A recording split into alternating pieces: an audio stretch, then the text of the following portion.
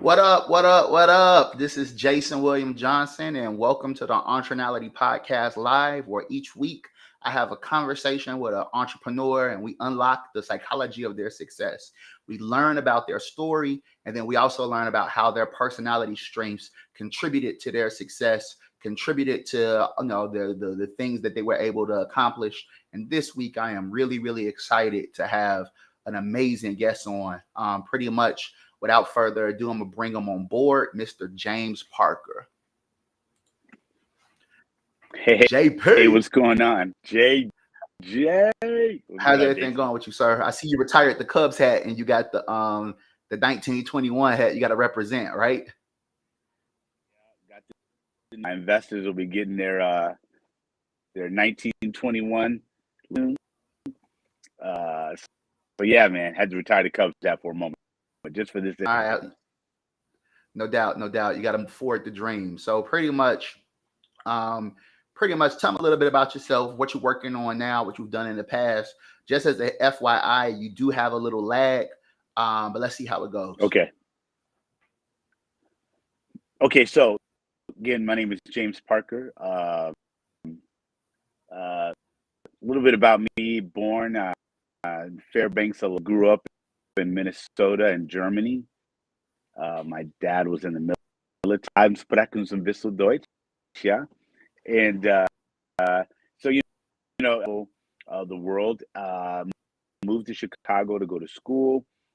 Gig was at a software company, and tried to save the world bug. Volunteered with some young kids from the software company to nonprofit, and just really gave up on the tech side and being an entrepreneur. And so a couple of online companies, launched a few in beta, decided to take it to the next level, purchase a 12,000 my own CoWorking. JP, you're lagging really bad, sir. I'm sorry for wow. Yeah, interrupted. Okay. I don't know if it's like the mic ain't catching, or whatever. If the AirPods, it's just you lagging pretty bad though. Like you're going in and out. How about now? Is this better? Yeah, you're going in and out. Okay. Yeah. See if you can just go with the speaker, and that might help.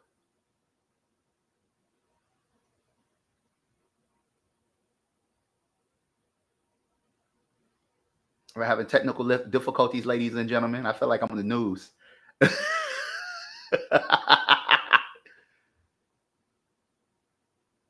Yeah, turn your Bluetooth off and see if you could just go with the straight speakerphone.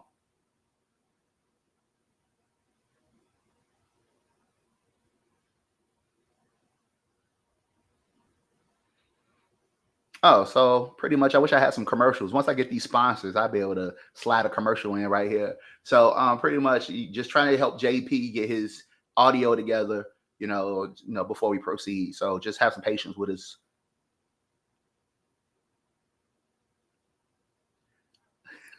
This is crazy, man. How about now? There you go. You back. All right, bet.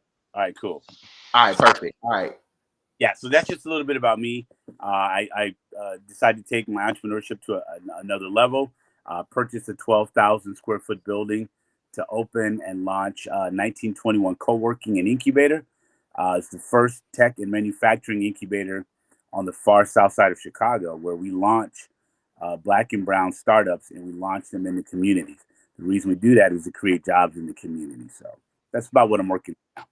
Okay, awesome. And if you could run your background back a little bit more for some of the people when you were lagging, because I think we missed a lot of key parts of your story. I know your story. Right. It's important for people who are watching or will be watching afterwards to learn a little bit about yourself. Absolutely. So just a little bit more. My father was in the military. My mother worked for the government. So I was born in Fairbanks, Alaska. Grew up in Minnesota and Germany. And ja, ich spreche ein bisschen Deutsch. And love Germany, love German food. And so I graduated from high school in Germany, moved to Chicago to go to school, ended up working for a software company. While working for that software company, I was asked to volunteer with some inner city kids. I didn't know what that term meant. I never heard that before. And so I was like, what's an inner city kid, So, and got a chance to kind of be a big brother and a mentor, and it changed my life. So I left the software company and got into nonprofit, but I never left the tech and entrepreneurship side. Now I've owned a couple of online companies, launched a few in beta, and I decided to take it to the next level by purchasing a 12,000 square foot building and opening 1921 CoWorking and incubator, hence the hat. We're named to honor Black Wall Street, a historic time in American history, where there were over 600 Black-owned businesses and 10,000 residents in a nice-sized neighborhood. So that's what it's named to honor. And I do want to say my very first company I ever started, I taught piano because they said I was a bit of a prodigy. I don't know. I just kind of started playing one day, and then I took formal lessons. And then my very first company was I taught people how to play the basics of piano. So I didn't know you even know how to play piano, bro. I could have had you on some keys back in my rapping days. So yeah, pretty much. So we're gonna get further into your story, but sure. as always, pretty much what we try to do with this podcast and in this live stream is look at your success through the lens of personality psychology, right? Sure. So pretty much an important part of that is understanding your personality type. So I'm gonna do a verbal assessment.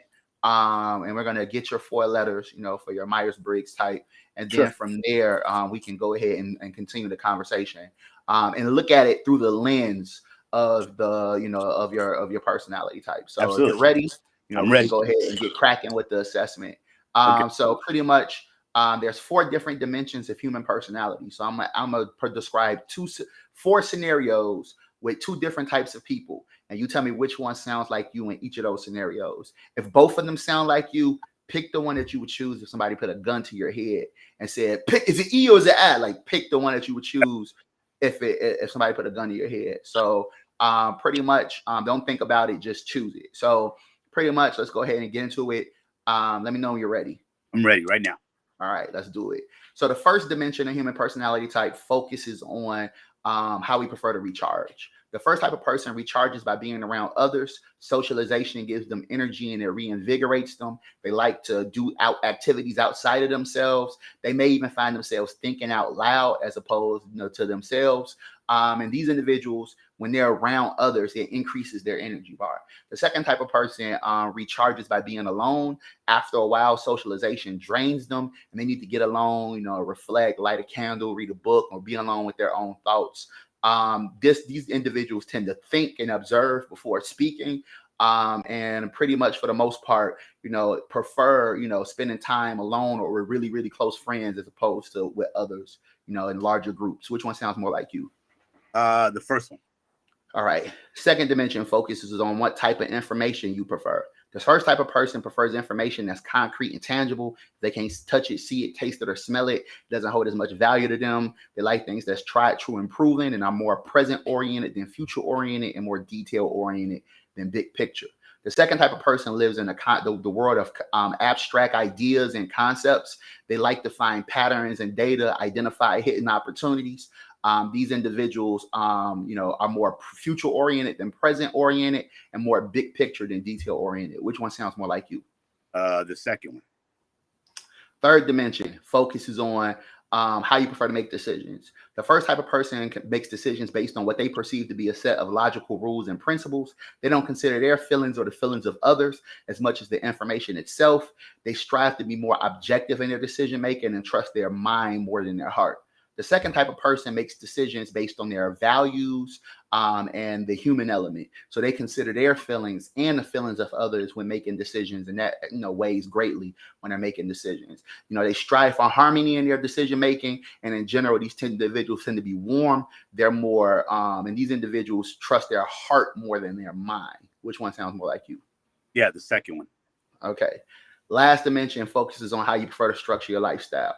First type of person is more organized and structured, and they like to have things planned out. So they're going to have their lunch at 9, their breakfast at 9, their lunch at 12, their dinner at 5. They like to have things planned out, even their leisure time. So these individuals may even schedule their leisure time. So these individuals love to have things planned out. and they love to like know how their resources and time is going to be utilized in advance. They like to once they make a decision on when they're going to do something, they tend to commit to it. The second type of person is more flexible. They go with the flow. They may have some things they want to accomplish for the day, but they kind of let the day take care of it. These individuals, if something comes up, they have no problem pushing something back. So they're not necessarily like stuck on being committed to a date or a time. If something else comes up, they need to push it back. These individuals are really good at improvising and kind of going with the flow. And they actually are, really, really, they may be prone to procrastination, but when they finally do it, they do it just as well as somebody who planned it out. Which one sounds more like you? The second one. All right. So based on what you told me, we're about to reveal your personality type.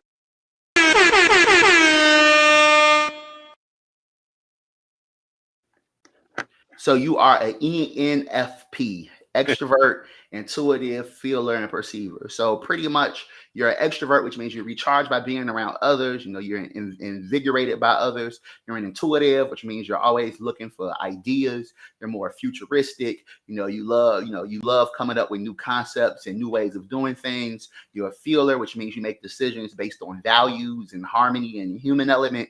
And you're a perceiver, which means you're flexible and you kind of go with the flow. So this particular personality type is like you being an entrepreneur and a value-driven entrepreneur is not a surprise. So I call this particular personality type the humanitarian, almost, if you will, because these individuals are really, really focused on making the world a better place, helping people reach their full potential, et cetera, et cetera. The thing is, though, you do this through ideas. So pretty much an ENFP may come up with tons of ideas, right? And they use their values to decide which one is going to make the most sense for them, right? So pretty much, they have to have an attachment and they have to have a value, attachment to whatever they're doing. So you're not the type of person who would just go do multi-level marketing because it makes a whole lot of money. Like there has to be like a mission or a value aligned with what you're doing as far as your business is concerned and any other thing that you're doing in general. ENFPs tend to be very friendly, very sociable. This all sounds like you. Tend to be very outgoing and really good relationship builders. ENFPs are really, really good at building relationships, et cetera, et cetera. And a lot of people think ENFPs are super extroverted, but sometimes you got to get alone and reflect and be to yourself just to make sure that you're going down the right path and that you're in alignment with your values and everything and all of that. So pretty much, how does that sound? Does that sound accurate? That sounds incredibly accurate. I mean, like 100%. By the way, your voice changed after the reveal. It went ba ba ba ba, and then your voice changed. I don't know if it's the no, you didn't. So you don't see it. So I do a big old reveal, and it's like something that pops on the screen, and it's like I saw that. It's like the Jamaican. Yeah, that was dope. And then all of the yeah. So yeah, and our voices get muted when that happens. So that's probably what happened. Yeah, but pretty much. Now that we know you're an ENFP, we can kind of like move deeper into your story, right? So pretty much you've been a serial entrepreneur most of your career. I remember you mentioning like you launched like the first like video app for like, tell me a little bit more about that. Cause that was like back in the 90s or early 2000s, wasn't it? Yeah, that was and I don't know why, like I can hear you, but it's a high pitched voice. I don't know if it changed. I don't know if it's my phone, and I apologize. It must be me. But your voice completely changed. Like I can barely. It's almost like a chipmunk voice. It was crazy. Oh, it might be your phone catching up. Okay, but while we're doing that, I'll tell you. So one of the very first companies I started with the development team was a company called ConnectWe, and ConnectWe was the first social networking site with built-in video chat, and we on a whim, we were at Starbucks and I said, hey, let's see if we can do this on a mobile phone. And I had an HTC Evo phone. They don't even make them anymore. And we were at Starbucks and I saw a guy on his laptop with a webcam. And I said, hey, you want to be a part of this cool little experiment? We're testing this thing called and there wasn't even a name for it. I said group mobile video chat. That's what I called it. And this was back in 98. And I said, and he said, yeah. So we gave him the website. We created a room. And basically what we did, Jason, was we took the old school chat rooms and we added video. That was it. And so we basically had him create a profile on the website. It was much like Facebook. He created his profile. We gave him a link. We became friends. I gave him the link to join the room, and we had about 4 people video chatting on a cell phone in 1998. And but what happened was we ran out. We couldn't find enough investors. This was still very new, as you know. Like Facebook and Skype hadn't partnered yet. There was no Zoom. There Facebook was didn't even no. exist, actually. What did you say? Yeah, I mean, if it was 98, Facebook didn't even exist. Yeah, exactly. Mark Zuckerberg was like in junior high, like chilling, like hacking things and stuff. Yeah, but 98, that's Jordan last championship, bro. You was building like I know, right? Yeah, that was Jordan last chip. That was the last day, bro. You built that during the last dance. Man, I know. Man, we had ideas for allowing people to go to school online.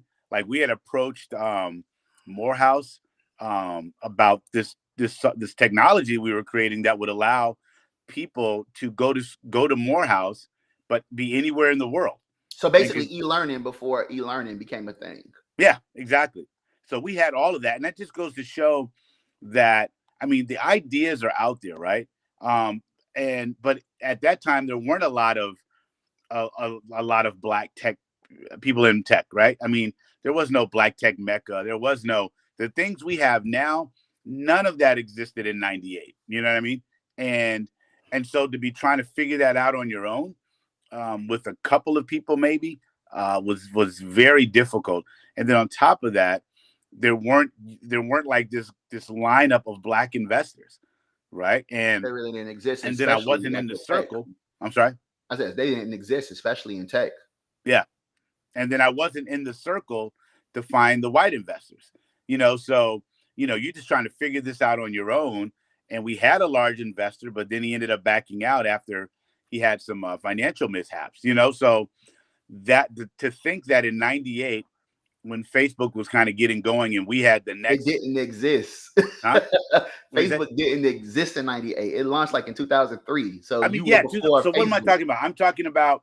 I'm lying then, bro, because I got married in 98. In 2008. Oh, it's 2008. Okay, yeah, 2008. I'm sorry. A whole decade makes a difference. Yeah, I know. You ain't lying, bro. I mean, people are like, this dude lying. What's his personality again? In 2008. I got married in 98. That's why. So in 2008, we had this. So Facebook had been up for what, about 5 years? About 4 years. And then we came in with the video element of it. So got you. Before video was a thing, right? Got you. Yes, that's still pioneering for the most part. And the thing is like even now with black tech founders, it's a little bit easier, but like it's still like bears. I think less than 1% of venture-backed companies, are black-owned companies. So like I can imagine how it was back then.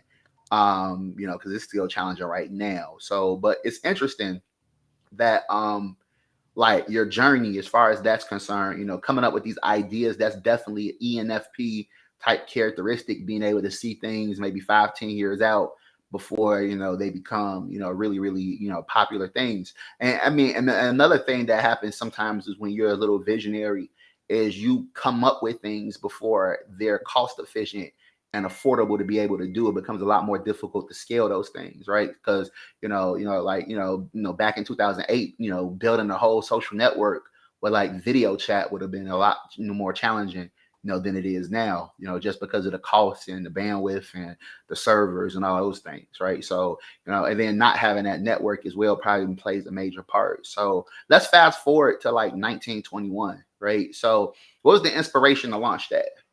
Well, the inspiration was realizing all the things that I had to deal with, and the fact that there was no platform, there was no black tech platform like a tech incubator focusing on minority and women-owned startups. When you look at a lot of the incubators, and they've grown, but in the beginning, I mean, it was mostly white and Asian startups getting trained, funded, and launched, right? That the investors were brought in to listen to. And so, and I just think that it was just built that way because it was built by people who didn't think about diversity and inclusion. I mean, just think. I mean, diversity and inclusion, which is kind of weird, is kind of a new thing in the past maybe 7 years or 6 years. And so imagine prior to that, Mm-hmm. no one even thinking, hey, you know what? We don't have any black startups in our incubator. Like it never crossed their mind because for one, they're not black, and so it's one of those things where they don't even think about it. When they wake up in the morning, they see themselves. And so and then when you look throughout the United States, a lot of the big tech incubators, none of them are black owned or Hispanic owned. And so to be the first one that's launching on the south side of Chicago, I thought this will be a great way. And then two, more recently, you have a lot of, rappers and artists investing in companies, right? But there's no place to find specifically African American startups, right? You got to find an African American startup at a predominantly white incubator and try to get investors for that. But what would happen if we had 20 black tech incubators across the country pumping out or giving artists and entertainers the opportunity to say, hey, wow, there's a black owned tech incubator. Okay, I want to invest in the startups over there, what that does. And, earlier you said that as an ENFP, you think about others, and that's really what it was. That's really what it was for, and Jason, even down, and I've shared this with you, even down to being the first tech incubator to allow individuals to be able to invest and get equity in startups before they launch. Harvard Business School wrote an article last year saying that the fastest growing area of finance is alternative investments, and the fastest growing segment of that is investing in tech startups. Well, how do you invest in tech startups, Jason? You got to be a VC. You already have to have a number of millions of dollars. You have Or to be accredited tied. investor, or an accredited investor, or if you don't become an accredited, do crowdfunding. But Yeah, yeah, it is like it's a little bit stuff. It's yeah, some stuff you got to do. Yeah. yeah. But it's growing so much so that Damon John has his own platform. The other guy from Shark Tank, he called himself Mr. Wonderful. I forgot his name. He's got a platform where you can invest. Kevin O'Leary. Yeah. Mark Cuban has a platform where you can invest in art. I mean, this idea that I had last year is now taking off with some of these, high profile individuals. So once again, it's trust me, I'm grateful for it. But having the mindset of not going after now, full disclosure, we do have our large investors putting 1.5 million, but creating the opportunity for the everyday person. It kind of goes back to what you said, because I thought to myself, millionaires are already millionaires, but what if I gave, a guy working, regular job, and he's like, wow, I can invest in this, and then 10 years from now or 6 years from now, he's a millionaire. He's got generational wealth. He's got whatever. That's if we were able to do that more as a community and not just get the idea, keep it, right? Mm-hmm. Interestingly enough, and I'll send it to you, Jason. I'm going to post it later. Chamillionaire, right? Riding Dirty. He was interviewed, and he was talking about how he learned business right through music after he was being taken advantage of, and he said it hit me. He goes, I didn't want to be like the other artists chasing that little $10,000 performance thing. I wanted to understand the equity. I want to be a part of why the buildings are standing up. And that's why now, and I got to verify it, but now he's worth over almost $50 million. He didn't Yeah, even make Chameleon had that been doing his thing. Yeah, what's that? it's that Chameleon had been doing his thing. Yeah. Yeah. But see, that's what it is. Once he learned it, he shared it. And so once again, once I figured it out, learned it, read the Harvard Business, I shared it as well. So when you hit it on the head when you're like, you think about others, you take others, and it's not about me for the money, right? I'm going to get my money. I'm not worried about that. But what if I created 500 new black millionaires? And what if they had the mindset of going into the community, right? And helping change the community. So Absolutely, absolutely. And I think one of the important things about your incubator is where it's located, right? So, like, I was an African American, tech, founder, when I had my company Convo, and I was a member of 1871. Yep. but like having to get down from the south side of Chicago down to the merchandise, mart every day was like challenging, Yeah. and pretty much. And those are the type of spaces where if you're not in the room, you're not really taking advantage of the membership, et cetera, et cetera.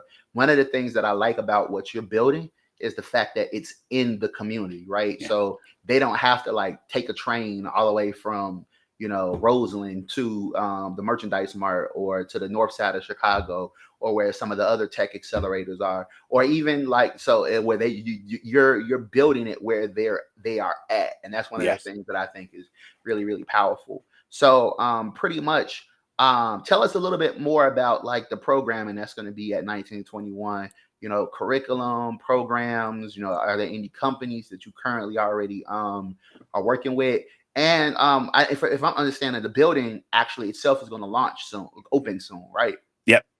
Mm-hmm. So basically, what we're doing here's what makes 1921 different, Jason, and is that when you look at the 1871s and the other tech incubators, they tend to launch their startups downtown, right? Fulton Market's one of the fastest growing neighborhood in the city of Chicago. It's growing leaps and bounds because those tech jobs that pay well, people want to live where their job is. And when they live where their job is, and the census comes in and says, whoa, there's a whole bunch of people making 55, 70, $100,000. Well, then what happens? Here come the stores. Here come the hotels. Here come and so 1921's business model, Jason, is we don't launch the tech startups downtown. And I'm going to get to the programs. We launch the tech startups in the community. So we've got 10 tech startups in our pipeline now. None of them will launch downtown. They will launch between Roseland, Inglewood, Austin, Pilsen, and Little Village, right? Now, the programs. Well, guess what? Those jobs we're launching, not all of them are tech. As you know, not every tech company, every job is a tech job. You've got call centers, you've got things like that. But there are tech positions in there. So the programs that 1921 will be running will be tech support, help desk, cybersecurity. Because now imagine we launch an app called Best Date Night in Roseland. The office is there, and we create about 300 jobs. So imagine 300 residents in Roseland making a minimum $55,000 a year, with some of them going through our certification program, now making $109,000 in their neighborhood. What that does to the community, it changes the dynamic. And that's just 300 people. Well, then what happens when it gets to 1,000 people in Roseland because we launched 2 more? Well, here come the big retail stores. Here come more businesses. Here come nice restaurants. Why? Because now they know that in Roseland, there's 1,000 people making, an average of $80,000 a year. So those taxes go back into the community. Those businesses that we launch, as they make revenue, those taxes go in. So the programs we're running are designed to train the entrepreneurs and the tech startups, but also train the community to be able to work at these jobs as well. Awesome. So pretty much, when are the doors opening? So right now we are still in our capital raise right now, which means we're still bringing on smaller investors. We have our largest investor, but we're looking at the end of summer to be ready to open to launch our first 3 startups, and then our doors should be open shortly after that. So as we are bringing on more and more smaller investors, we are able to then tap into that larger investor amount. Got you. So pretty much, what's the goal and where you are? Where are you? Say it again. I said, what's the goal for that round and round, and where are you so far? This final round is $500,000. Okay. And what we did was, I shared earlier, is that we set aside 500 positions, if you will, for people the everyday person to invest.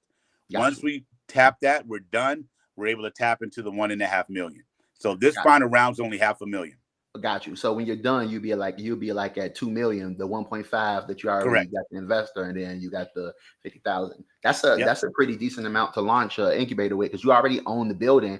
You've already, from what I understand, you've already done the renovations, et cetera, et cetera. So you've already put in the sweat equity and and everything and all of that, and kind of did some bootstrapping to get it off the ground. So that's exactly what we're doing.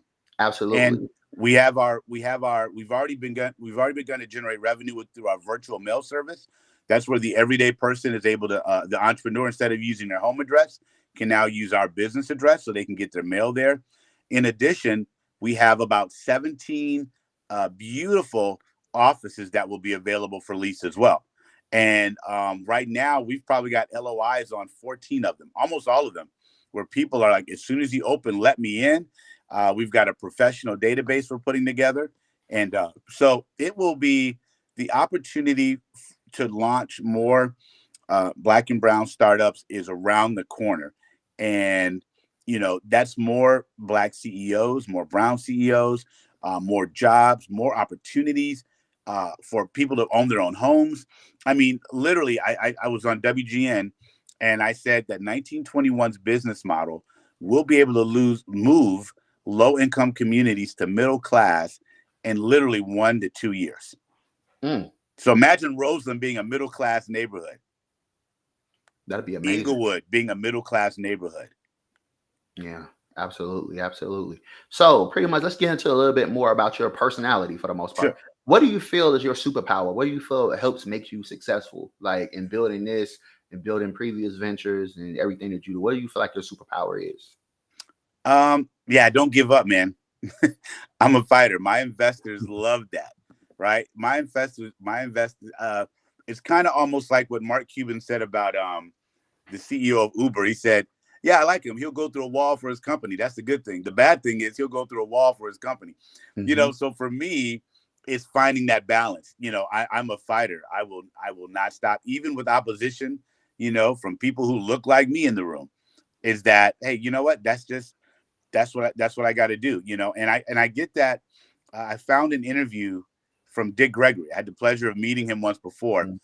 And this interview was profound. He says, he was asked, when did you learn it was a scam? And he said, you don't know it's a scam, right? It just happens, right? He goes, if a man looks at his hair grow, he'll go crazy. You just look up one day and realize you got to get your hair cut.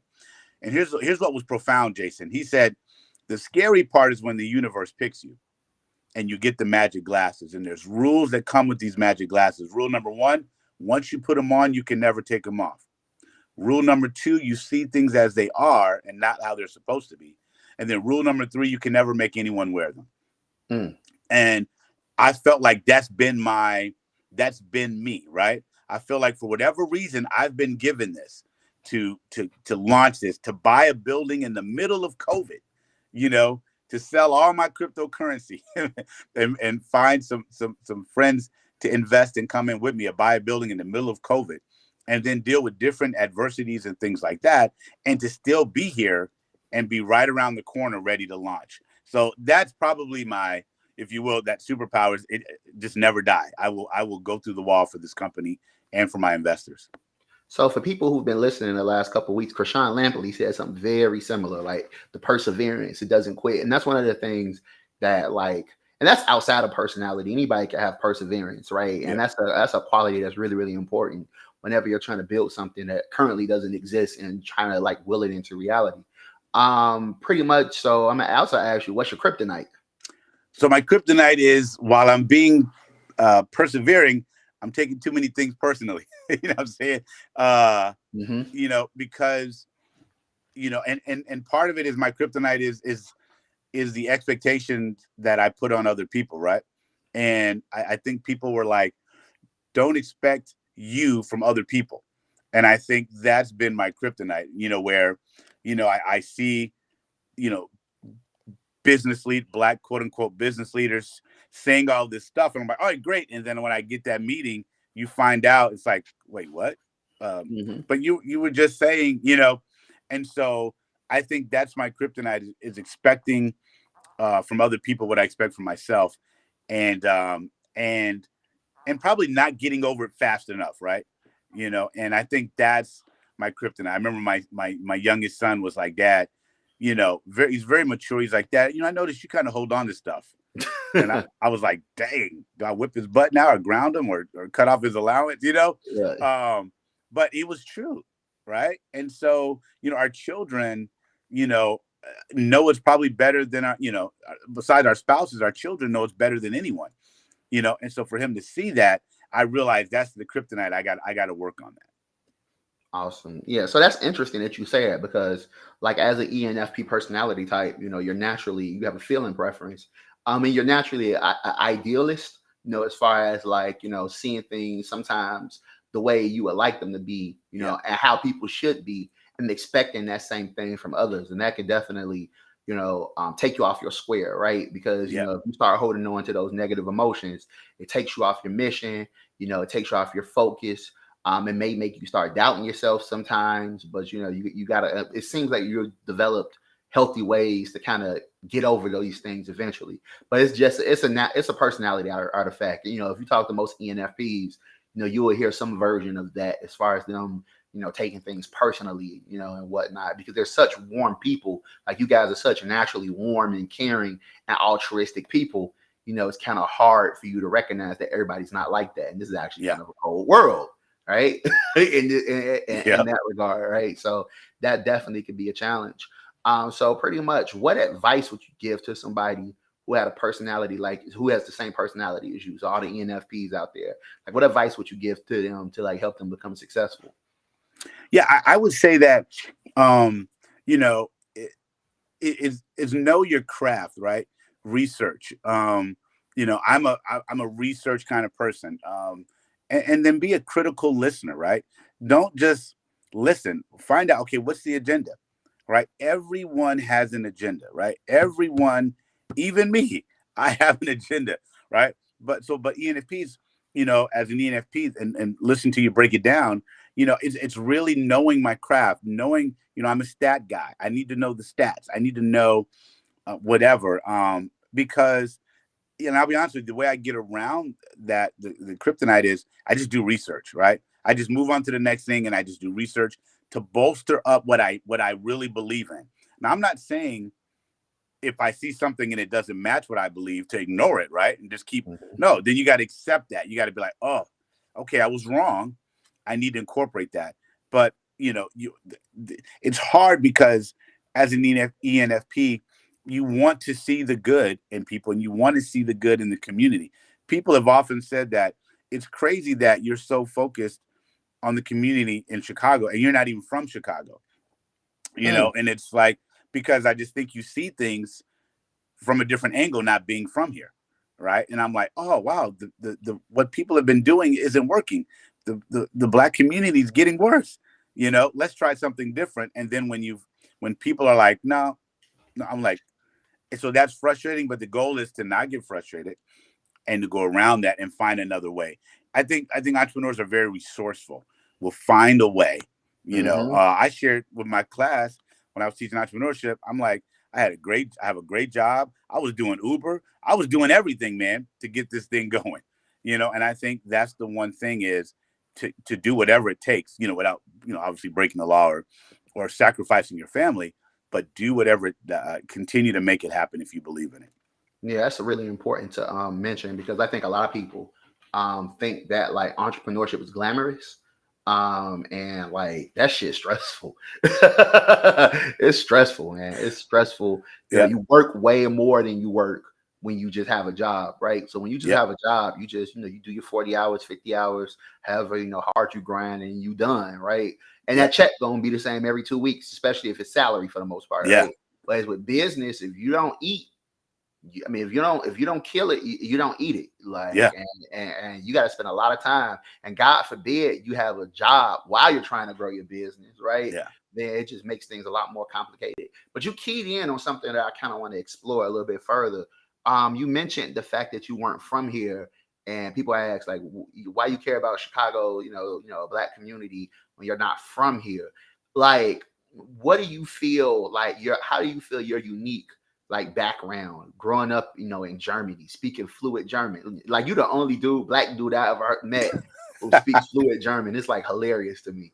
Like it's super. I'm like, yeah. So pretty much like if I'm ever watching like any History Channel stuff and I have you like what did Hitler say? Like, you know what I'm saying? Like, the black dude I know who speak German. But funny thing is like but then you grew up in Minnesota, right? Very different than Chicago. You grew up in some other different places. Like, how do you feel like that different perspective has shaped like the mission driven focus that you have in launching, 1921 and all of the things that you do. You just seem to be a very mission driven person in general. Yeah, I think because I grew up in Eagan, Minnesota. I went to an all white elementary school, an all white middle school, an all white high school. Until we moved to Germany, and it was Germans and blacks and and everything like that. And but I think I had this vision that everybody grew up like me, right? Mom, dad, they both worked. You went to school. You went on vacation over the summer. You lived in a house. Mm-hmm. And when I moved here, I realized that wasn't the case, right? Especially when my friend challenged me to work with inner city kids, and I got a chance to really see what people are going through, and just see that not everyone has the ideal, life. And then you realize that the ideal life is different for everybody, right? What's normal anymore, right? So what's normal for me may not be normal for other people, and yet they're still successful in that, right? And yet there's some people who don't have the wherewithal or the capacity to make it out of that. And so for me, Jason, it was growing up a certain way and then being exposed to something totally different. When I moved to Chicago to go to school, I remember calling my parents back in Germany, and I said, there are black people everywhere. You know what I mean? Like it was just a culture shock for me. You know what I'm saying? Like it was totally different. And I think that but I think coming from the outside, I see the way things are done, the mechanics of things in the community, the way the leaders do things. And I think almost every political leader here is from Chicago, right? So when you're from here, right, and I've talked to people who are from here who are like, well, JP, you got to understand the struggle. And I'm like, okay, I can understand the struggle, but that doesn't mean that you stay there. But if you grow up with a certain amount of beliefs, and then you become in leadership, you still hold on to those beliefs. We say that about, we say the same thing about, if we talk about white judges or white, they were raised a certain way, and they still hold on to those beliefs, and they use those beliefs when they make decisions, Right. right? It's the same way I'm seeing with black political leaders. They grow up a certain way, and they have certain beliefs, and so they're acting according to their beliefs that they had. And so that's why people could hear something and disagree with, well, no, if you break the law, you should go to jail. But if you grew up with thinking that black men have been in jail and they shouldn't have been, as a leader now, you may think differently, how we can do this different, right? We need a program. Well, I mean, there's programs all over the place. And so for me coming in outside of Chicago, I'm seeing how a business model can work differently and move communities forward as opposed to what's been going on for the past 40, 50 years. And so I think that's what, like I said, it's Dick Gregory, it's the magic glasses. I can't take them off, right? Right. I can't. Right. Yeah, man. Absolutely. Absolutely, man. It's just really, really inspiring work that you're doing.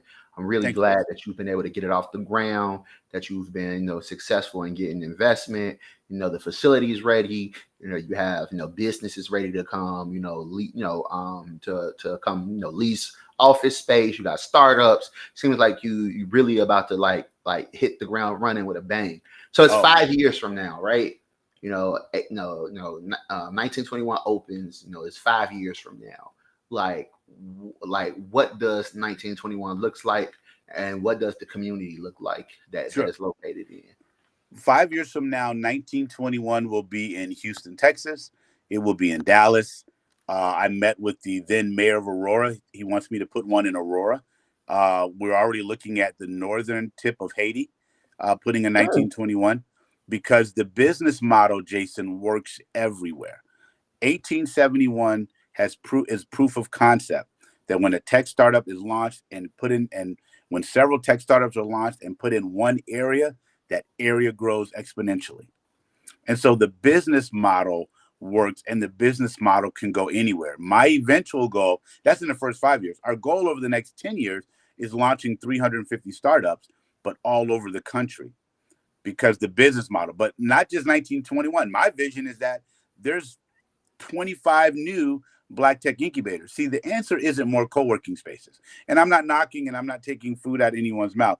We need those. The answer is we need tech incubators where there are investors ready to come in and see the next level of Black and brown startups so they can invest, and we launch those startups. If we had more tech incubators, Jason, and even manufacturing incubators, and we launched them not downtown, not in the popular areas, but what if we made Roseland a popular area? What if we made Inglewood a popular area, and Austin and Pilsen and Little Village made those the popular areas? What it would look like. So in the next 5 years, 1921 is in 5 different cities and 4 cities in another country in Haiti, right? We've launched maybe 200 or maybe 150 startups, and we've created nearly 9,000 jobs in the community. That's my vision, or that's why I see 1921 5 years from now. Oh, that's powerful, bro. You got me ready to the doors of the church is open. You know, we're taking donations. We're taking Pastor. Got to call you Pastor Parker. And you got me really, excited about what you're working on, man. What you're cooking up. It's really, really, really important stuff. So, pretty much, do you have any like final thoughts you like to share with everybody, and or anything like that? Sure. I mean, I like think Jerry Springer's like, these are my final thoughts, and then he hits you with some bars. these Like, are my final thoughts. I want to encourage the community to know that we can do it ourselves. I didn't name it after 1921 to pay honor to it, but the spirit of 1921. This was 100 years ago. 100 years ago, they knew there was no cavalry coming, right? And yet they had 600 businesses thriving. All right, we can do that. We don't have to wait. I'm doing another interview coming up. I'm just waiting on my date. And I was talking to one of the producers, and I said, do you know that?